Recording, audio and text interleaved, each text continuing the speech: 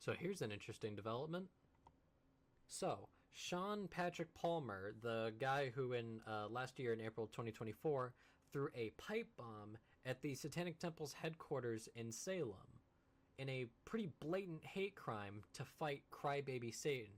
Now, that guy already had a record, so of course doing this was no surprise. But there's been a development, and it hasn't been a good one, because this case, like many, even cases where they are the victims, they continue to show a complete lack of competency and transparency.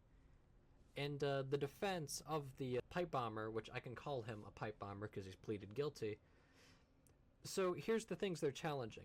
How much TST is seeking in restitution after the plea agreement has went through, how they're calculating it, and what corporations in the Satanic Temple's constellation of affiliate entities, as Queer Satanic rightfully describes it, are actually involved. So the first argument of the pipe bomber's lawyer, they said, hey, we were told the restitution wouldn't exceed $10,000, showing off this docket, which I'm going to have to edit on screen because it's cropped out. But it basically literally says, full restitution to all victims not to exceed $10,000. That was part of the plea deal. But they're now demanding $20,000. So already they are violating the plea deal that they agreed to with the pipe bomber's defense. And it's even more crazy that they increased the amount they were demanding for in restitution, violating their own plea deal, because even their insurance decided to refuse to renew coverage because they didn't believe the attack really did much damage. Thankfully, that pipe bomb didn't really do a lot.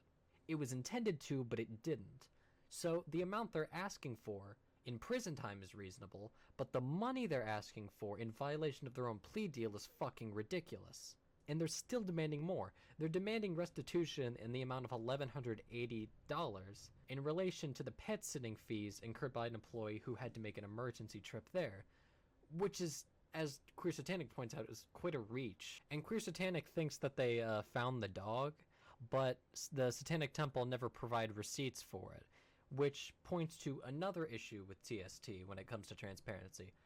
They have not released their finances, despite repeated pressures to, both by Queer Satanic and by other groups. So basically, as again Queer Satanic says, yeah, the pipe bomber deserves prison and deserves all the charges. He tried to commit a religiously motivated, hateful terrorist attack against a protected class, so he deserves the prison time. But the amount that the Satanic Temple is demanding in restitution is fucking ridiculous. Which honestly points to a big problem with TST, and one of the main reasons I decided to found my own group instead of joining them. They have little to no transparency. The main reason TST fails their lawsuits is because they lack transparency and they lack the willingness to really try. Which is honestly why I founded my own satanic group in the first place. Because TST is not an advocacy group. That's not even how they were founded. They can say all they want that that's what they are. But I personally, and this is all my personal opinion based on what I've seen, this isn't concrete facts, I do not believe that TST is an advocacy group. They were founded originally as just a joke group, and then when Jex Blackmore came in, it started turning into a more left-wing progressive group, and that's when it truly started labeling itself as an advocacy group. But even still, they really don't do a lot. Now, their members are awesome. Many of them are great people, and many of them are in our organization. Their leadership, at least in my opinion, is truly fucked up. Lucian Greaves has been on recording saying lots of bigoted shit about all sorts of different groups of people, and their leadership continues to be extremely thin-skinned and lack even basic competency. My point being, in times like this, even when TST is the victim, they continue to lack even the slightest bit of competence and even the slightest bit of transparency. They continue, at least in my opinion, again, this is all my opinion, to grift, and to grift. They continue to do it even when they are the victim. And while I completely disdain, and even as Queer Satanic will point out, they completely disdain this attack. It was a hate crime motivated by the attacker's own religious beliefs. And they deserve every single second of prison time they get, and to have their name put up forever as a religiously motivated terrorist. But TST needs to be more transparent, and they need to have a far more competent leadership, because they pretty much speak for Satanism. Like, they're the ones who grab all the coverage. They're the group most people who aren't involved with Satanism associate with Satanism. The 7 tenets are the main code of conduct that everyone associates with Satanism. So in the very least, they need to represent us right. They need to be more trustworthy, they need to be more transparent, and they need to be more competent, even in cases where they are the victims. That's the bare minimum they could do. There are so many cases that have slipped through their fingers because they just stopped giving a shit and stopped being competent. They need to do better. And yet another example of a Christian nationalist making everything about themselves to target another group, a Sikh gave an invocation at a government meeting in the US House. And while religious invocation should not be a thing in government whatsoever, they also, another religious group, a Sikh, was allowed to give one, making it pretty clear they're allowing other groups. So this is fine. But a Christian nationalist, i.e. Mary Miller, made it pretty clear that that is not what she wants, stating this: "It's deeply troubling that a Muslim was allowed to lead a prayer in the House of Representatives this morning. This should not have been allowed to happen. America was founded as a Christian nation, and I believe our government should reflect that truth, not drift further from, show more." Now, this is, one, dangerous, and two, very on brand for Republicans. They are, again, showing that they truly don't believe in religious freedom.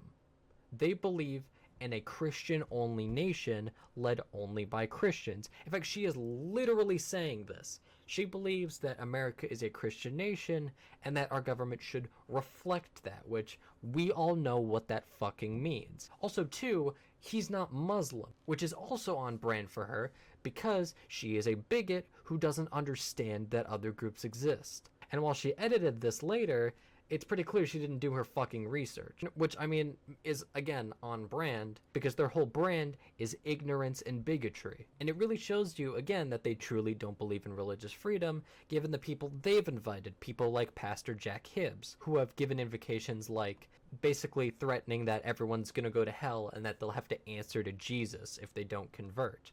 It gained so much backlash that Representative Nick LaLota, I hope I said his name right, said that the invocation didn't violate the Constitution, offend his Catholic faith, or throttle his support for Israel. What the fuck? And the Sikh coalition was understandably pissed at this, stating, "Such hateful rhetoric is not new to our community, and as tired as it is unacceptable. Despite this, Sikhs will not be deterred from participating in civic life. Our community has a long history in ill, including the district and that Representative Miller represents." And here's another one. They truly believe equality is persecution, which is nationalist ideology.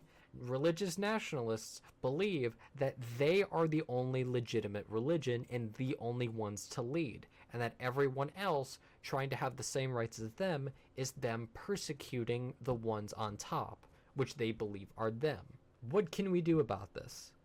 Well, actually, there's a pretty fun form of protest we can do. And that is, if your city or state is giving invocations at government buildings, apply to do it yourself. If you go to sataniccircle.org and go to our religious services page, you'll be able to access a pre-written satanic invocation we have. Now, only give this in government buildings where they allow other religions to speak. Otherwise, you will be persecuting others. Give satanic or whatever your religion is invocations at your government buildings. Now, you are likely going to face pushback, but it is worth it because we are not a Christian nation. As much as these people will try to push that, we are not. So, give a religious invocation at your city or at your state capital and do not let them push you back.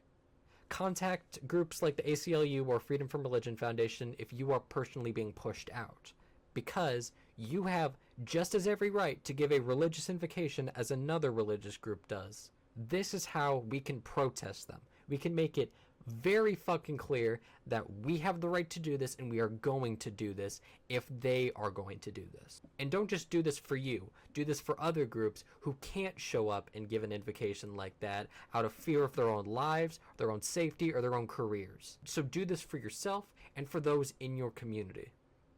I myself am going to be looking in to see if I can do one in my area. Let's do this shit.